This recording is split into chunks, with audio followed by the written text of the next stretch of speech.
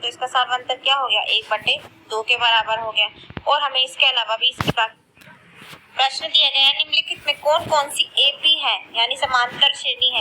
यदि कोई एपी है तो इसका सार्वंतर ज्ञात कीजिए और इसके 3 और पद लिखिए। तो हमारी जो पहली श्रेणी दी गई वो दी गई है 2, 4, 8, 16। तो ये श्रेणी में ये क्या है, A1, ये है हमारी A2, ये है हमारी A3 और ये है हमारी A4। अब जो हमारी जो एपी होती है उसको क्या कहती है कि यदि हम A2 में से A1 को घटा दें या फिर A3 में से A2 को घटा दें या फिर अपनी A4 में से A3 को घटा दें या फिर जो हमारे पास आखिरी संख्या होगी उसमें से उससे पहली वाली संख्या घटा दें, तो इन सब का अंतर क्या होगा, बराबर होगा। और उसी अंतर को क्या कहते हैं, सार्वंतर बोलते हैं। तो इसमें सबसे पहले इस वाली श्रेणी में हमारा A2 - A1 कितना हो जाएगा, A2 है 4, A1 है 2, तो 4 - 2 बराबर कितना हो गया, 2। इसी प्रकार हम A3 - A2 भी निकाल लेते हैं, A3/2, A2 है -4, तो ये कितना हो गया, 8 में से 4 गए 4। तो ये तो हमारी एपी नहीं है, तो ना तो ही हमें इसका सार्वंतर निकालना है और ना ही हमें इसकी और 3 संख्या निकालनी पड़ेगी।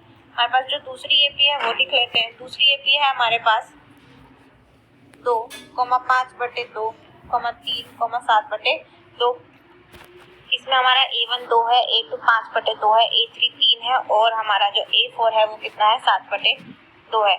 तो इसको भी हल कर लेते हैं। इसको हल करने के लिए क्या करना है, हमें सबसे पहले हम A2 - A1 निकाल लेते हैं। यहाँ से A2 - A1 कितना हो जाएगा, A2 - A1 हो जाएगा 5/2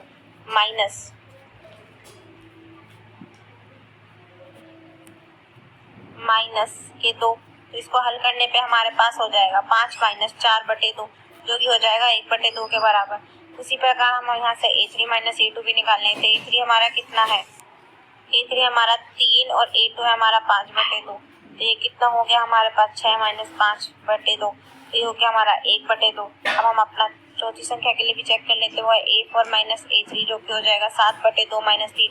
इसको हल करने पे भी हमें कितना मिल जाएगा, 1/2। तो ये हमारी जो श्रेणी है वो किस में है, एपी में है। तो हमें इसका सार्वंतर बताना था, तो इसका सार्वंतर क्या हो गया, 1/2 के बराबर हो गया। और हमें इसके अलावा भी इसकी बाकी कुछ संख्याएं निकालनी है।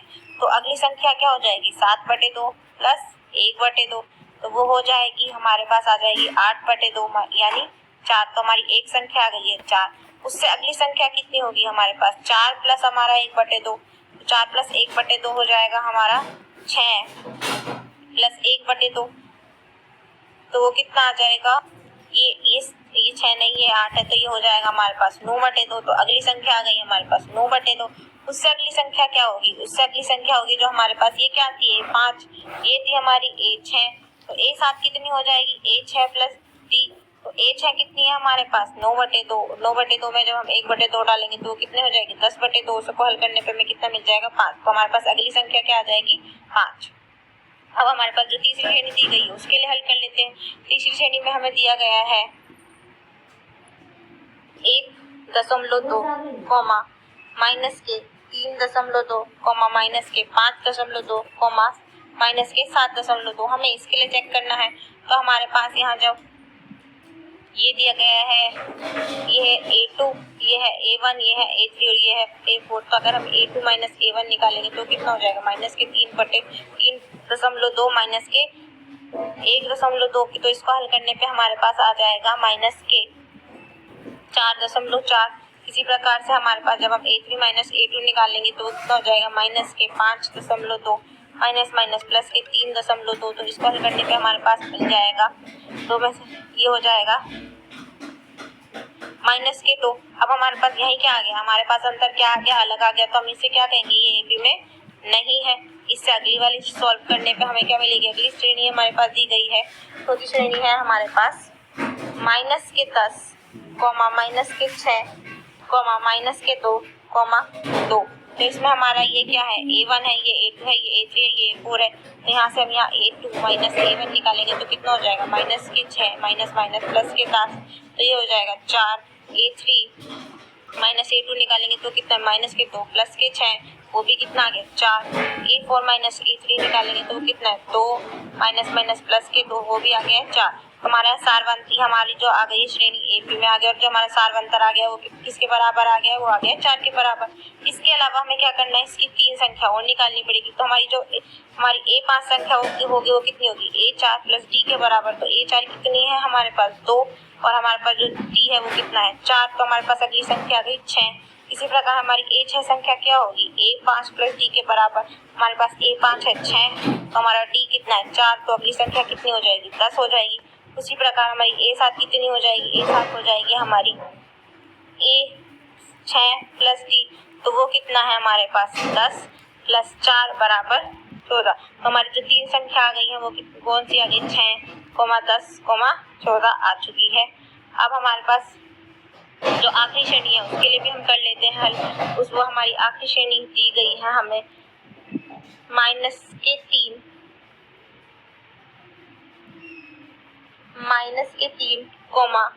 3 प्लस स्क्वायर रूट में 2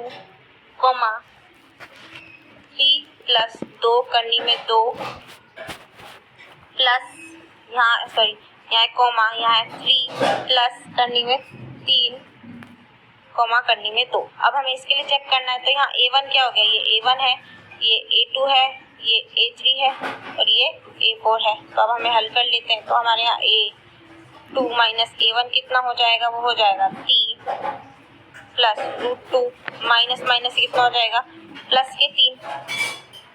ये अभी मैं चेक कर लेती हूँ कि हमारे पास ये माइनस के 3 है या क्या प्लस के 3 है। तो ये हमारे पास यहाँ माइनस के 3 दिख रही है, तो इसके लिए हल कर लेते हैं।